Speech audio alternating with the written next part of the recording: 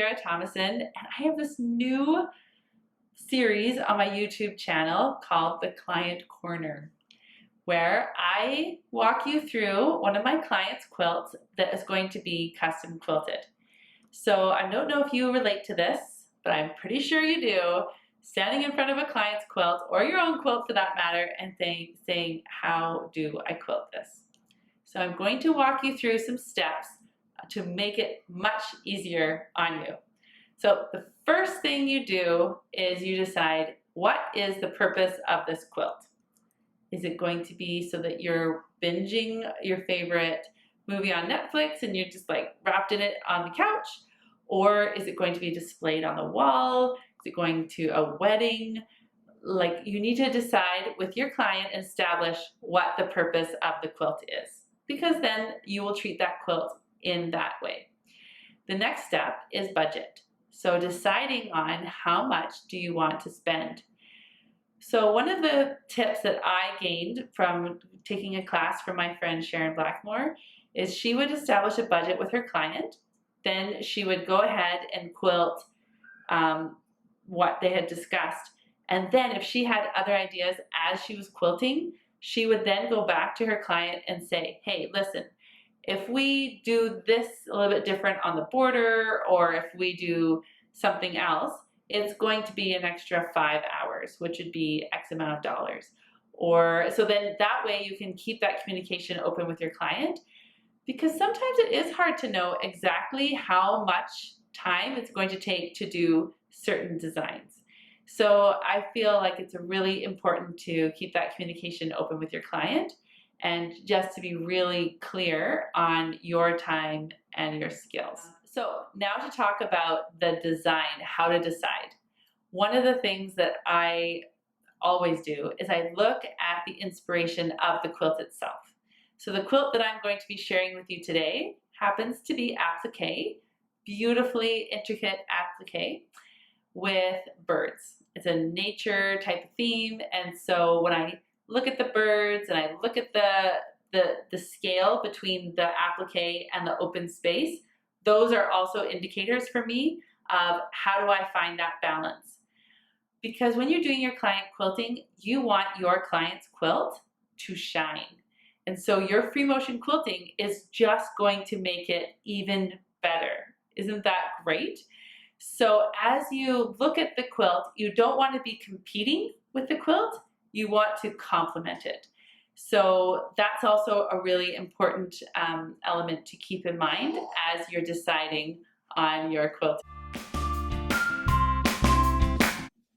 Okay, so here's the quilt that I have, and this is the top corner of it. So I'm just going to show you some of my considerations. So you can see the difference between the fine branches compared to the open space. And here, this is a little bit busier because we've got the birdhouse. And so what I decided to do was I just created planks that went down along that side. And then I created some beautiful little shingles that adds that texture and variety. So I did a lot of stitching in the ditch. I actually didn't quilt any of this tree fabric for the branches. I stitched around the birds and just added a little bit of extra lines in some of the bird body just to kind of give that texture. I am quilting with Hobbs wool and 80/20 on the back. And so you have some really nice definition in the quilting. So again, just stitching along the ditch and then doing this really fun fill. So I have these pebbles here, and I have a variety of sizes along with these little clamshells designs. All right, so then again, just following along in the same vein. Now this gets to the center of the quilt, and so we have this kind of ornate bird cage. So instead of taking away from it, I just do some stitching in the ditch. So we have some nice texture, and just, if you actually felt this, it's like rigid. It's got these really nice ridges. It's lovely. Again, stitching in the ditch, and I had this open space. Now, just as a tip, when I was quilting all of this, I neglected this one little section. So before I take my quilt off of the frame, I roll the quilt up and around, and usually I try to do this before I change the thread color, but I didn't quite catch it this time. So I have just this one little section that needs to be stitched in the ditch and just a few curls, pebbles I should say. And so I put this pink pin in there so that I wouldn't forget. All right, so I'm just gonna keep going here. And so the quilt just keeps going. And so you can just see this amazing, lovely texture.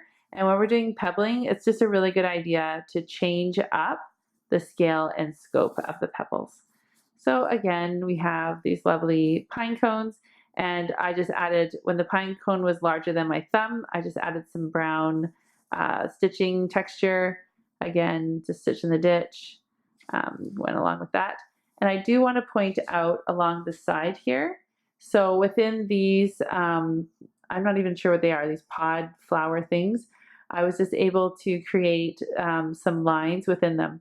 Now, one of the things that I have to just mention, when you're doing custom quilting, especially with applique, some of these birds are extremely thick because she's doing a lot of applique. And so this one is an amazing example, and I'll just, it's hard to see that clearly, but I can't even imagine how many textures and layers there are here. There's probably 20 or 30 of different fabrics that create these feathers. And so when you have this real thickness of that, you don't really want to be doing too much quilting within that. And one of the things that if you're worried, you go on the manufacturer for the batting, and most manufacturers need to be stitched 4 inches apart. So this is definitely totally fine to have that within that space. And so I did come along here and did this stitching along this belly just to give some definition. And I also came in with the feathers and put some definition in that.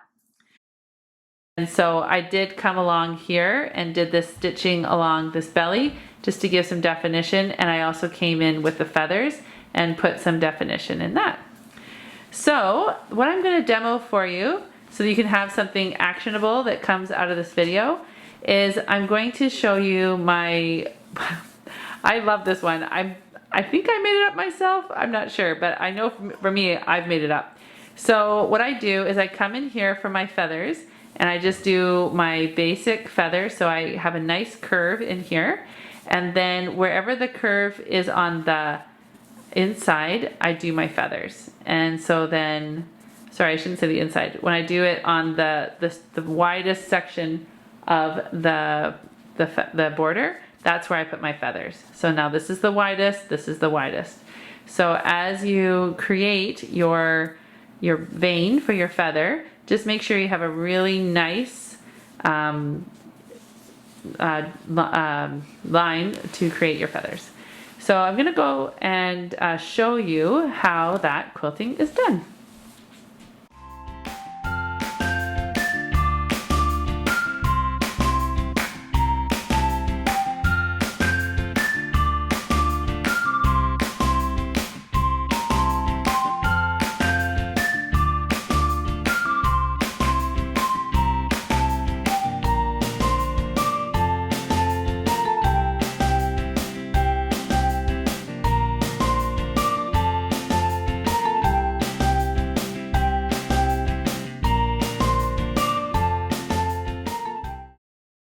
Draw out how I did this, especially because it's hard to see on a black on black.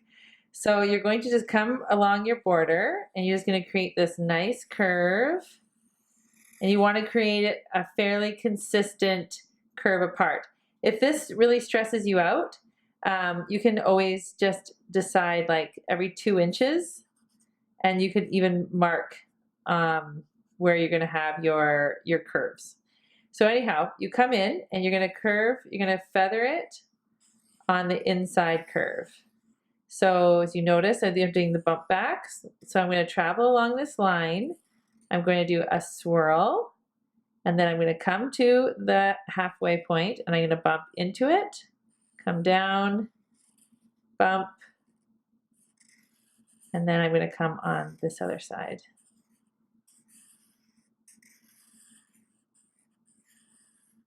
So wherever it's on the inside,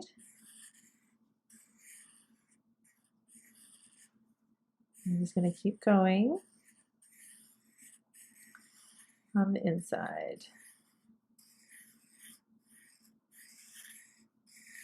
So it's kind of like the feathers are taking turns.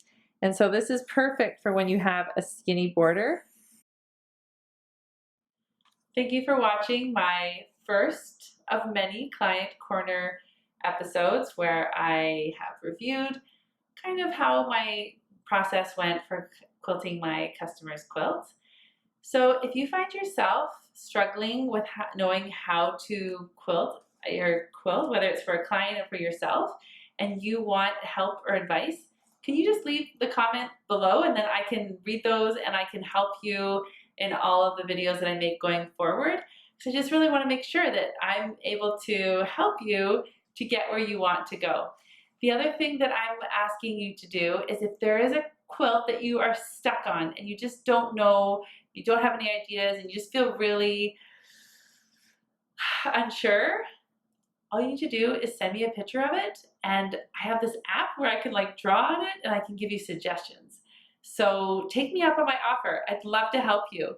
I know that sometimes with new fresh eyes, and because I've done this for so long, I get really good ideas and I can share them with you. As always, you can connect with me on my Instagram, which is Dara Tomasson, or on my website, which is www.daratomasson.com. And just so you know, Tomasson is Tomasson. All right, take care. Till next time. Bye.